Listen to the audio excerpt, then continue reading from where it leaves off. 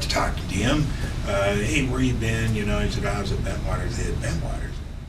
Oh, wow. Were you there in 1980? He said, yeah. I said, I was there. He said, I didn't see it land, but I know the guys who did. I said, you mean it's real? He said, yeah, John, it's real.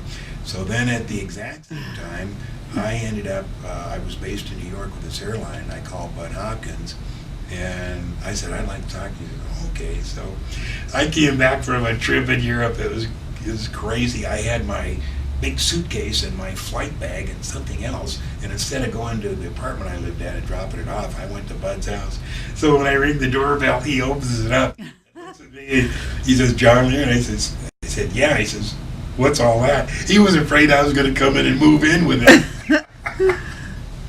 So anyway, I spent the evening with him, and he did a regression. He said, you can't, be this interested and not be involved, Right. And we didn't find anything. But anyway, that started my friendship with Bud Hopkins, and all this, it all happened at the same time. Those were crazy years. So Bill Cooper, I mean, you seem to have known just about everybody who was anybody at the time. Yeah, I was working Parent at the time. Jim Spicer ran Paranet. I put my hypothesis on Paranet. Then Bill Cooper called. He said, I can vouch for, and I forget what he said, 50% or 100% of what John Lear says. And so then I invited Bill Cooper up. He came up. We talked. He told me at those times Bill was totally sane and rational. Mm-hmm. He told me that he was the guy at Pearl Harbor who set up the camera and got the documents out of the safe for the briefings of the high-level Navy guys who go through. 5 years later, he's an intelligence officer, giving the briefing himself. It wasn't. He was just the guy in the office that set up the projector, and he did have the key to the safe, and he did read all that stuff. But later, he got what we call UFO disease. And UFO disease is something that we get that people were just so in demand as speakers, and we've already told whatever we know, so now we got to make up a little more to keep the interest being in demand like that. It's addictive.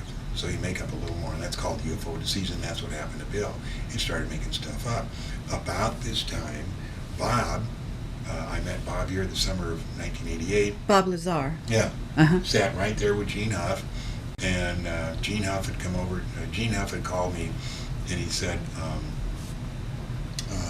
hey, can I get a copy of your UFO stuff? And I said, Gene, I'm out of it.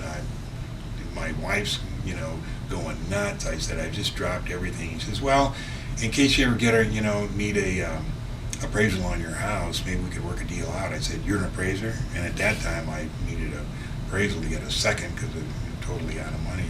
He said, yeah. I said, oh, well, listen, I'll give you all my stuff if you'll appraise my house. And from that day on, he has always held that against me because he had no idea how big this place was. And he claims he got the short end of the deal. But when he came over, the guy that was holding the measuring tape was Bob Lazar. And so Bob brought over his resume, and when I'm talking, he handed it to me. And that's when I saw, the degree from MIT and the degree from Caltech. Mm-hmm. But all that stuff, along with Benowitz's, some of his photos were stolen. Out of your house? Yeah, out of here. I mean, they spent... Who knows how much time they spent in this office digging stuff out of my file. Wow. All kinds of stuff was missing, as was at Bob's house, and the people we knew at, that it wasn't called Sprint, but the telephone company that, found Bob's house was wired. This house was wired. Do you comb this house now? Do you comb your house for bugs and things like that, or just don't bother anymore? No, I don't bother, but the telephone guy here was Centel, and used to do a lot of switching around of phones for my teenage daughters. So one day he comes in about this time that I'm telling you about, and he says, John, your phone's tapped. And I said, yeah, no kidding. He said, I'd like to find out where it is tapped. And I said, hey, be my guest. So he comes back about half an hour later. He says it's not down Monroe or Hollywood or Bonanza. He said it's farther than that. And he said, I'm going to find out. I said, you don't have to. I said, I know it's tapped. I said, don't worry about it. He said, no, I'd like to find out. So he comes back the next day. John, your phone is tapped at the mainframe. He said, I went to my boss and told him about it. He said, if you want to keep your job, you keep your mouth shut. Wow. He said, so I'm keeping my mouth shut, but I'm telling you, it's tapped at the mainframe, and they don't have the paperwork. He said, I looked for the paperwork to authorize a tap like that. He said, they don't have it. So, anyway, I meet Bob. We talk. He thinks me and Gene are totally nuts. He said he worked at Los Alamos. He said if there had been anything about UFOs, he would have known. He said, you guys are crazy. And he sat there rolling his eyes at all the stuff we were talking about. So over the next few months, we started giving him information. And one of the things we gave him was where we thought the alien was held at S4? And the facility was YY-2. And it turns out, and we told him some other stuff, and I forget what it was, but there were three things we told him, and he confirmed all three things. And he didn't confirm there was an alien at YY-2, but he did confirm it was a mail stop, and it was absolutely secret. I mean, one of the biggest secrets. So he decided to see if he could get a job up at Area 51. So he called Dr. Teller. And I thought I was there for the phone call. I may not have been. I may have been there when Dr. Teller called him back. But I remember Bob saying, Dr. Teller saying, do you want to work here at Livermore or do you want to work in Las Vegas? And Bob says, I want to work at Area 51. And Teller said, let me see what I can do. So then that was like in November of '88. And I remember Bob going for interviews at EG&G, and he told us exactly what they asked at the interviews, and it was very, very technical. And he said he did really good at all of them because he really knew what the stuff, and he was really proud of himself. And he said the second interview, the first question was, what's your relationship with John Lear, and what do you know about him?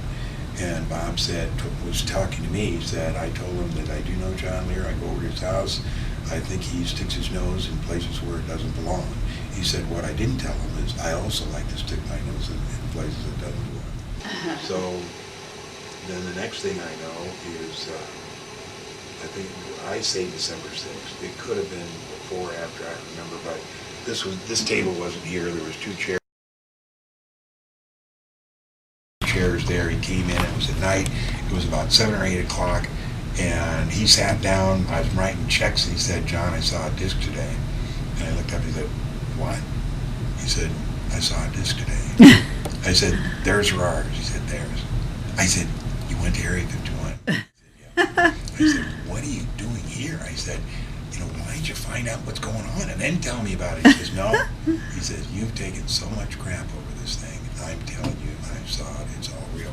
So we spent, a couple hours here, and he said, I will answer your questions. I can't volunteer information. He made me ask the question.